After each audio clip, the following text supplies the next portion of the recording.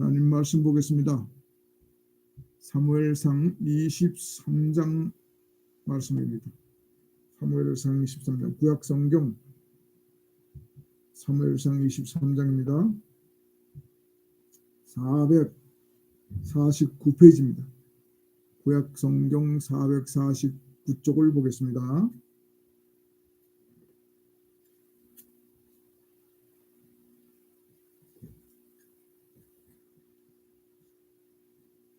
사무엘상 23장 19절 말씀서부터 29절 마지막 절까지 보도록 하겠습니다.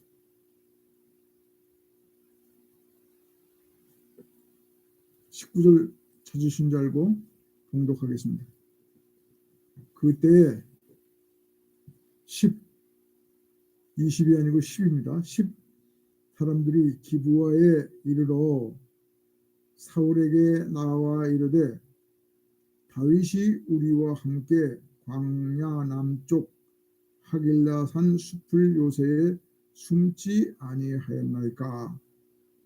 다윗이 사울이 다윗의 목숨을 빼앗으려고 자꾸만 기회 있을 때마다 추격을 하므로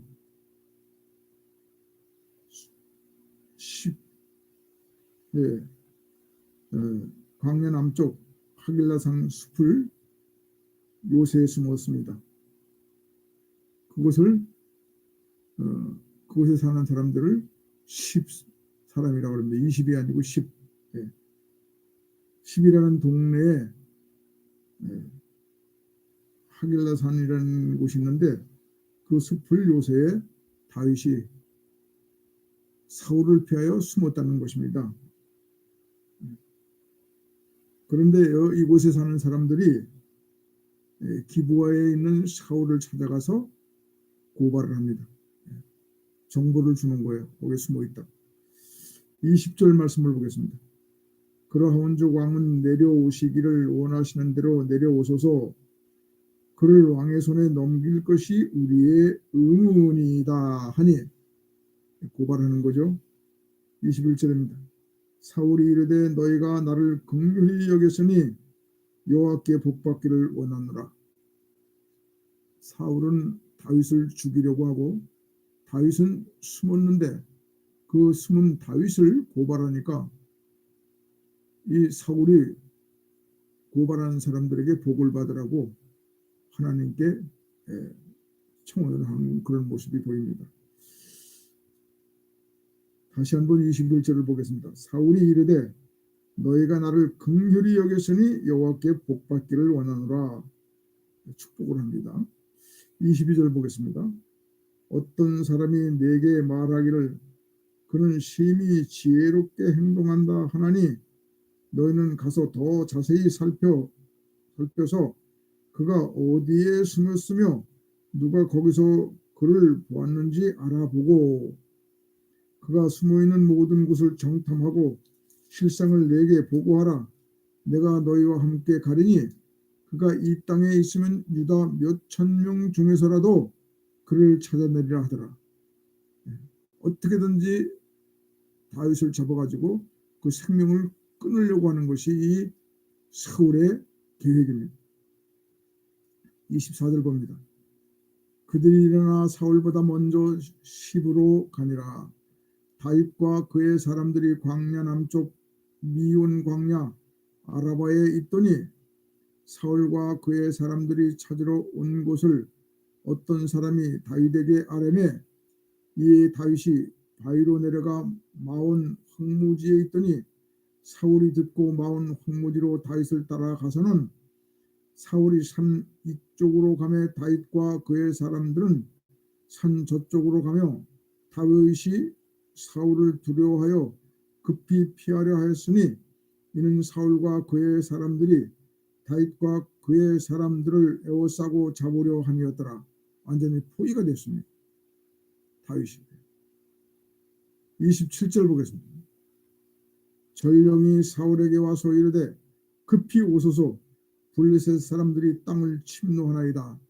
포위해가지고 다윗을 잡으려는 그런 일촉즉발의 순간에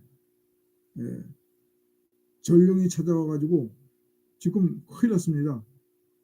블레셋 군인들이 침략해 왔다는 겁니다.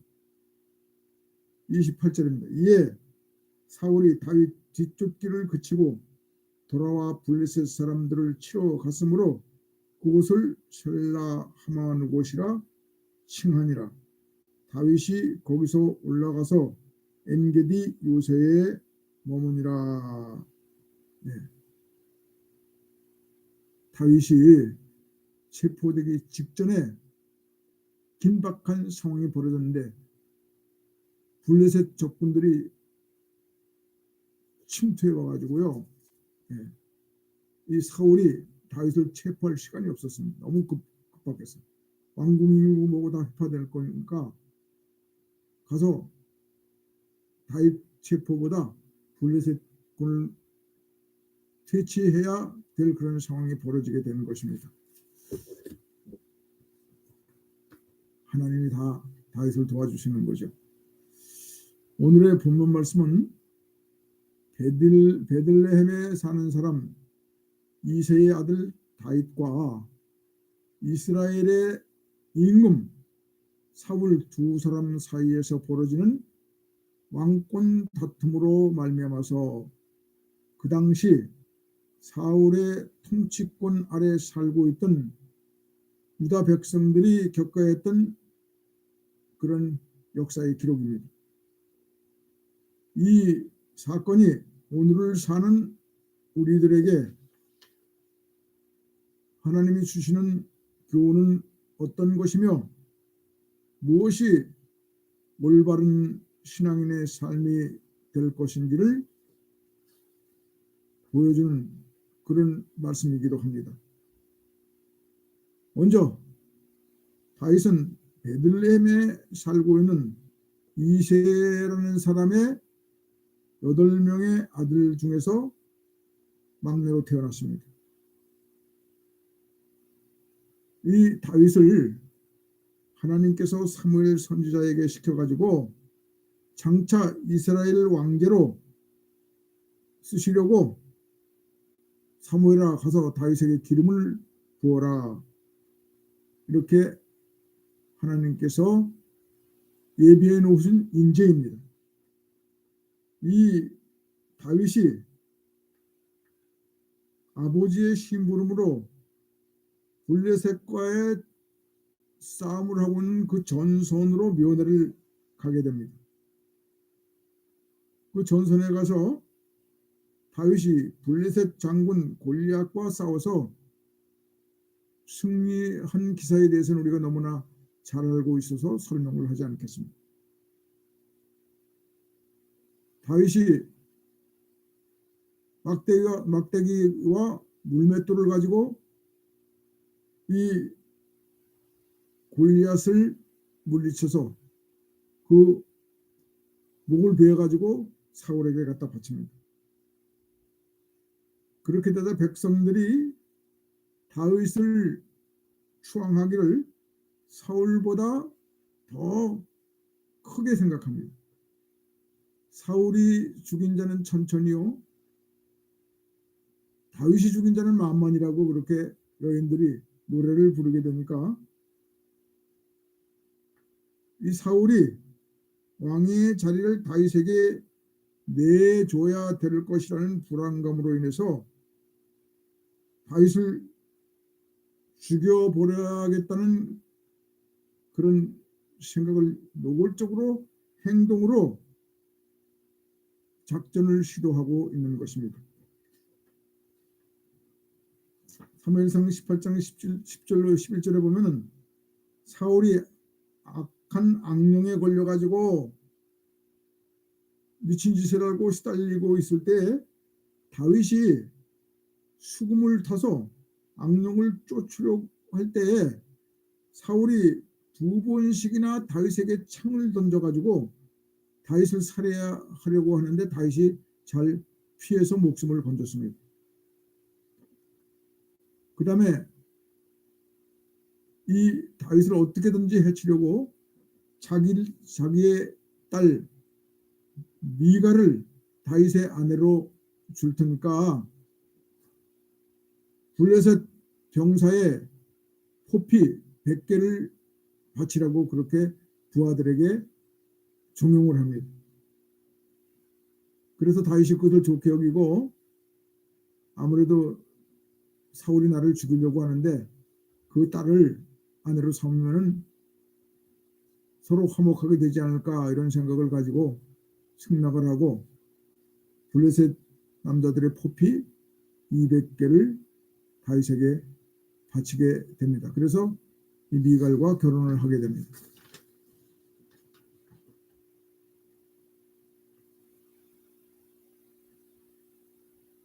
그런데 그래도 계속해서 다윗을 죽이려고 사울이 시도를 하는데 다윗도 인간인지라 하나님께서 다윗과 함께 하신다는 것을 알고 그리고 딸 미갈도 다윗을 사랑하므로 마음대로 할 수는 없고 그러나 다윗을 더욱 두려워하면서 다윗의 대적이 되었다 이렇게 기록하고 있습니다. 성경에. 계속해서 사울은 자기 아들 요나단과 모든 신하들에게 기회 있을 때마다 다윗을 죽여버리라고 명령을 합니다. 대략 이상과 같이 다윗과 사무엘의 관계를 말씀드렸습니다. 사울은 지속적으로 다윗을 죽이려고 시도를 하므로 다윗이 계속 쫓기는 신세가 되었습니다. 그러다가 오늘 우리가 읽은 본문 말씀 10광야 숲을 사이에 숨었다고 기록되고 있습니다. 그때 다윗이 숨어있는 10이라는 마을에 살고 있는 사람들이 사울에게 찾아가서 다윗이 숨어있는 장소를 고발을 합니다. 다윗을 왕의 손에 넘기는 것이 우리의 의무입니다. 이렇게 아부성 발언을 하므로 사울에게 자신들이 충성하고 있다는 모습을 상기시켜 줍니다. 21절 말씀이 오늘 주제입니다. 이 10사람들의 고발을 듣고 사울이 이르되 너희가 나를 긍휼히 여겼으니 여호와께 복받기를 원하노라 이렇게 축복을 해줍니다. 성도 여러분, 우리가 이 세상을 살아가노라면 내가 원하지 않아도 환경이 우리를 비극적인 상황으로 몰아갈 때가 많이 있습니다. 우리나라의 경우는 민족적 국가적으로 근세에 들어서 비극이 일어나는데 그게 일제 36년의 식민지 생활과 6.25 동란이라고 말할 수가 있겠습니다. 우리 민족의 비극입니다. 누가 이런 일들을 원할 사람이 어디 있겠습니까? 그런데도 우리가 당하는 거예요. 반세기를 넘어서 80년이 흘러갔지만 아직도 이 일제의 만행과 6.25 전쟁에 대한 피해는 경제, 사회, 문화, 교육적인 모든 분야에서 영향을 미치고 있고 정치적으로는 지금도 아주 큰 영향을 미치고 있습니다. 계속해서 우리나라는 친일 청산 문제로 아직도 재판을 해서 결정이 나고 요 며칠 전에도 그러더라고요. 국민 분열이 일어나고 또한 공산권과 민주 진영이 서로 암투를 하고 그리고 그 전쟁의 결과가 아직까지 각 가정에 미치는 그런 비극적인 피해는 역사의 피해가 이산가족으로 남아 있습니다. 그러면 왜 사람들은 이와 같은 일이 닥칠 때 친일을 하고 또 공산당이 될까요? 내가 원하지 않아도 몰아닥치는 환경에서 사람들은 미처 어떤 것이 옳은가 정사를 구분하지 못하고 눈앞에 보이는 이익에만 사로잡혀서 후회할 수밖에 없는 그릇된 길로 가는 그런 사람들이 많이 있습니다. 철없는 행동으로 그만 생명을 잃어버리기도 합니다.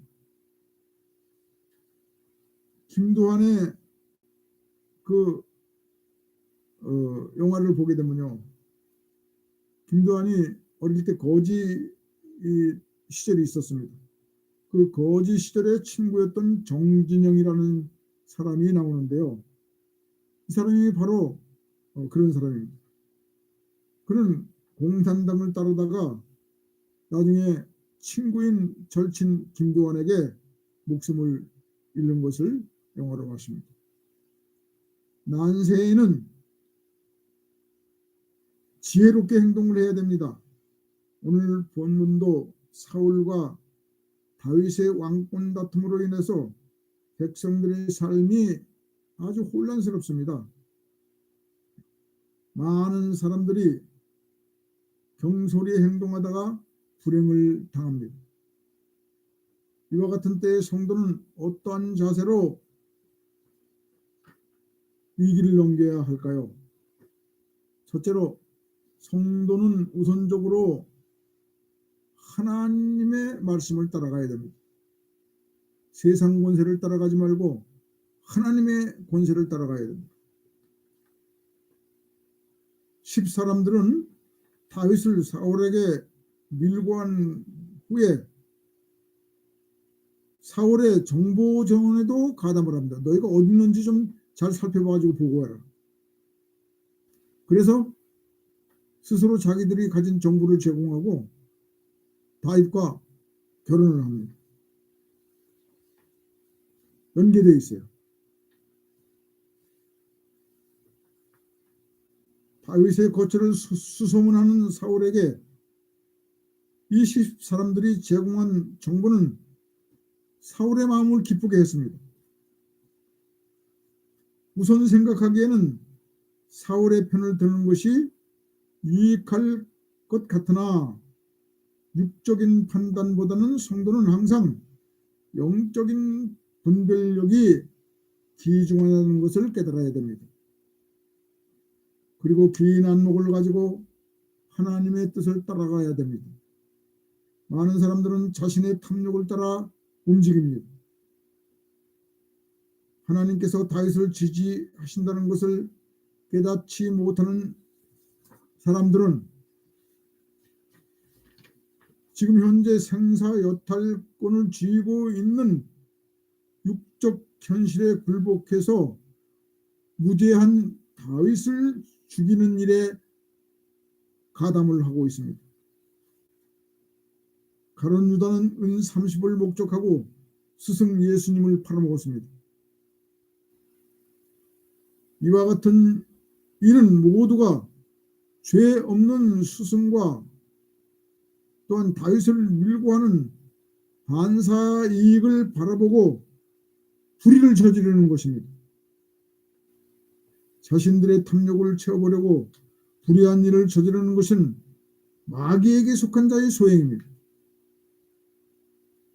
요한복음 8장 37절과 44절을 보면 예수님 당시에 불의한 바리새인들, 즉 당시 종교 지도자들에게 예수님을 죽이려고 하는 사람들을 향해서 너희는 마귀 자식들이라고 책망을 하셨습니다. 너희 아비는 마귀다. 이들은 스스로 성직자라고 하면서 하나님의 뜻에는 무관심하고 누가복음 16장 14절의 말씀해 보니까 바리새인들은 돈을 좋아하는 자들이라 하신 것 같이 자신들의 이기적 탐욕에만 급급하였습니다. 길이 아니면 가지를 말고 말이 아니면 듣지를 말라는 언제나 바른 길에서 벗어나지 말라는 우리나라의 속담도 있습니다. 믿지 않는 자들도 이렇게 가르칩니다. 그러므로 우리 믿는 자들은 어떻게 살아야 되겠습니까? 복 받는 것 때문에 불의한 길을 가서는 안 될 것입니다. 축복은 인간이 주거나 만드는 것이 아닙니다. 역대상 29장 10절에 보면은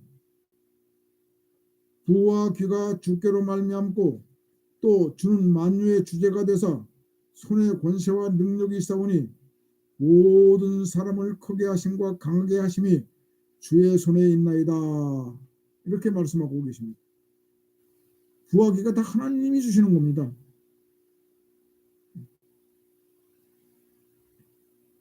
두 번째로 입술로만 주를 섬긴다고 복받는 것이 아닙니다. 21절에서 10사람들의 공조에 대한 사울의 반응은 너희가 나를 긍휼히 여겼으니까 여호와께 복받기를 원하노라 이렇게 축복을 외칩니다. 이와 같은 말은 경건한 신앙인들이 잘 쓰는 말이기도 합니다. 복받기를 원합니다. 이런 말 잘하죠. 그러나 복은 입술로 만들어지는 것이 아닙니다. 복을 빌어주는 사람도 복을 받는 사람도 복받을 그릇이 준비되어 있어야 될 것입니다. 입술로 복을 빈다고 모든 것이 잘 되는 것은 아닙니다. 야고보서 2장 16절로 17절에 보니까 너희 중에 누구든지 형제나 자매가 헐벗고 굶주리고 있을 때 평안히 가라, 덥게 해라, 배부르게 해라 하며 그 몸에 쓸 것을 주지 않으면 무슨 유익이 있으리요. 이와 같이 행함이 없는 믿음은 그 자체가 죽은 것이니라 이렇게 말씀하고 있습니다. 마태복음 22장 37절에도 보면은 예수님께서 이르시되 네 마음을 다하고 목숨을 다하고 뜻을 다하여 주 너의 하나님을 사랑하고 둘째도 그와 같으니 네 이웃을 내 몸과 같이 사랑하라 하셨습니다. 입술로 하지 말고 행동으로 옮기라는 겁니다. 사울은 그냥 하나님도 이웃도 입술로만 사랑하는 자였습니다. 가장 아름다운 그런 말도 행함이 없으면은 믿음이 없으면은 응답이 없는 메아리일 뿐입니다. 잠언 16장 2절에 보면은 사람의 행위가 자기 보기에는 깨끗하여도 여호와는 심령을 감찰하시느니라 이렇게 말씀합니다.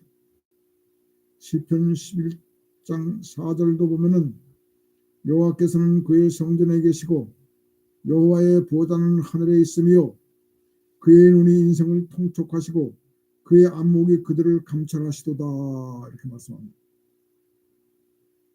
통촉하신다는 것은 눈으로 볼 수 없는 은밀한 것을 하나님은 보시는 분이라 그 말입니다. 사람의 눈에는 안 보여도 하나님은 다 보십니다. 입술로 섬기는 것과 진실로 그 마음속에 하나님이 계신 것을 하나님은 다 알고 계십니다. 감찰하시는 하나님은 빤이라는 말인데요.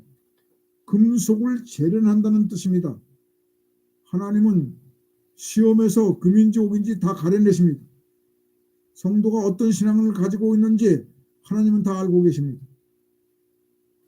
사울이 복받을지어다 한다고 복이 비워집니까? 하나님은 악에서 떠난 자에게 복을 주십니다. 시편 1장 1절에 복 있는 사람은 악인의 꾀를 쫓지 아니하고 죄인의 길에 서지 아니하며 오만한 자의 자리에 앉지 아니하고 율법을 즐거워하며 그 율법을 주야로 묵상하는 자라 이렇게 말씀하고 계십니다. 악에서 떠난 자라야 돼요.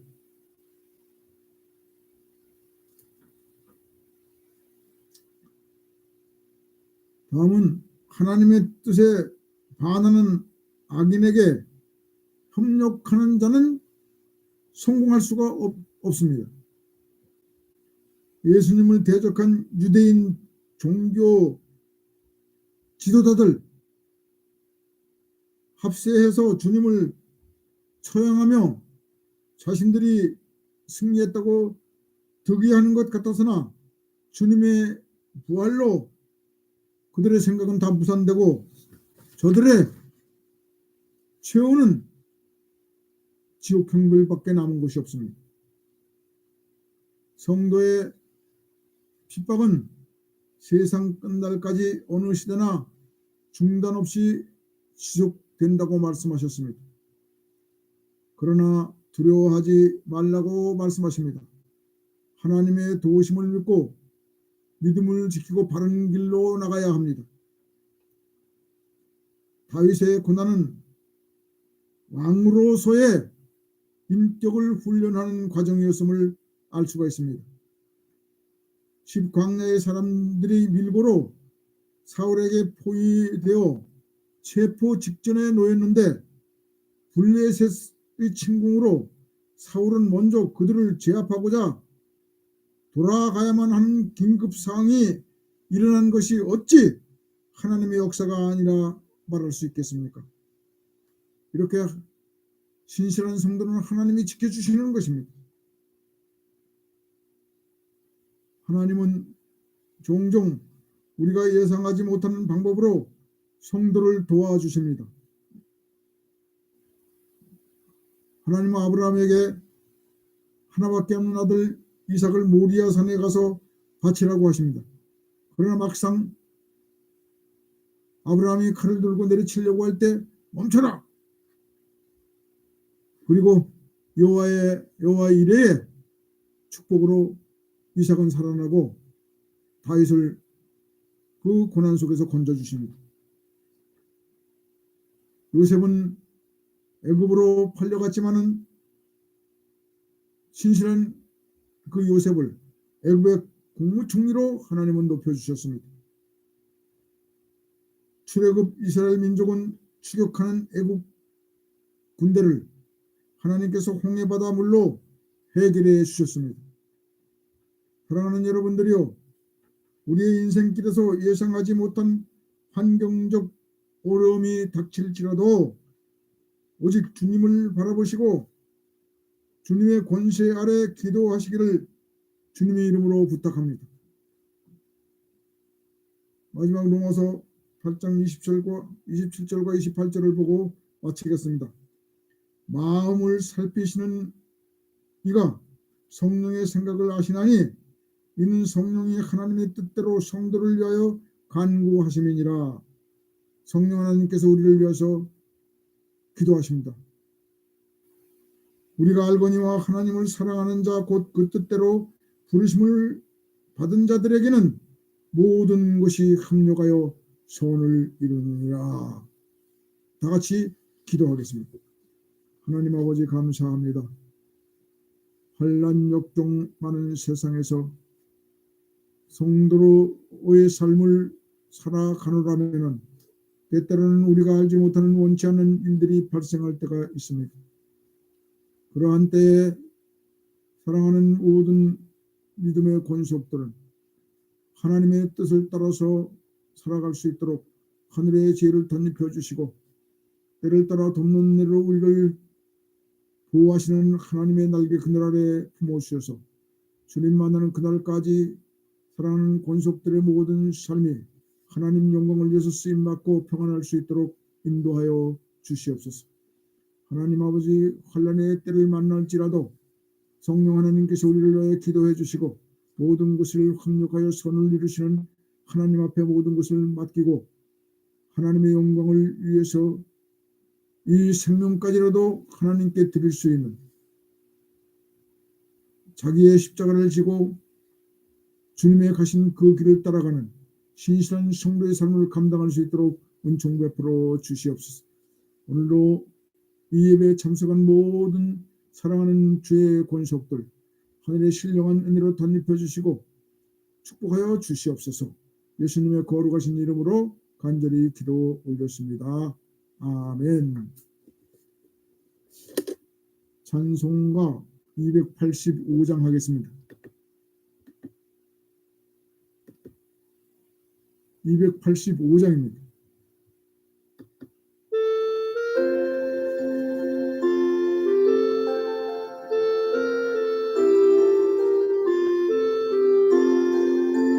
주의 말씀 받은 그날 참 기쁘고 롯데보다 이 기쁜 맘 이겨서 온 세상에 전하노라. 기쁜 날 주 나의 죄 다시 생각 깨었어 기도하고 늘 기쁘게 살아가리. 기쁜 날 주 나의 죄 다시 생각 좋은 날 내 사람이 되었으니 몸과 맘 다 바쳐서 영광의 주를 섬기리. 기쁜 날 주 나의 죄 다시 생각 늘 깨어서 기도하고 늘 기쁘게 살아가리. 기쁜 날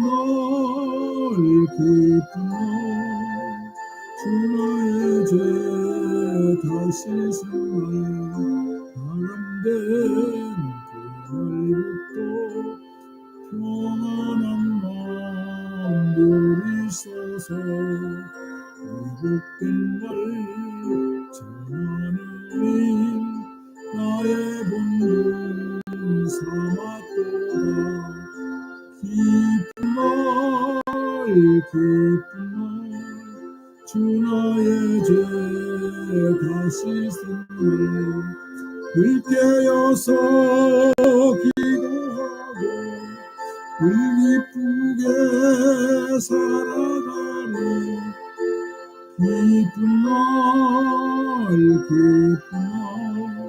주 나의 죄 다시 생각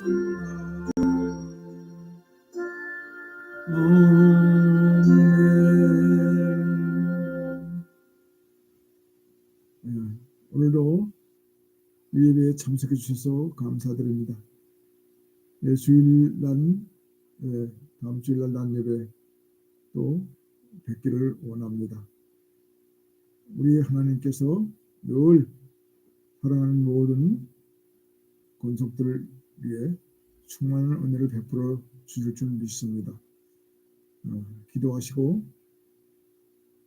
소망의 새봄에 여러분의 모든 삶의 지평이 주님의 은혜 가운데 확장되기를 간절히 주님의 이름으로 기도합니다. 우리 다 같이 주님 가르쳐 주신 기도로 예배를 마치겠습니다.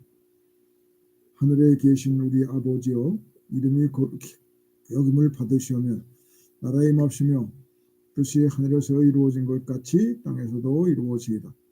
오늘날 우리에게 일용할 양식을 주옵시고 우리가 우리에게 죄 지은 자를 사하여 준 것 같이 우리 죄를 사하여 주옵시고 우리를 시험에 들게 하지 마옵시고 다만 악에서 구하옵소서.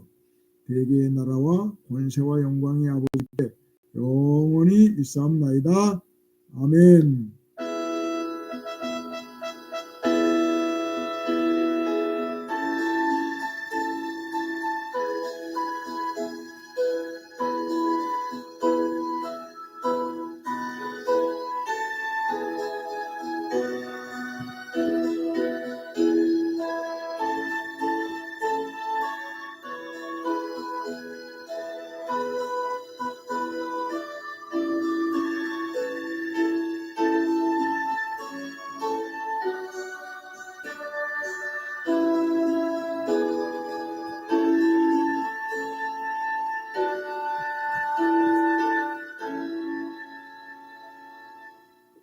할렐루야. 감사합니다.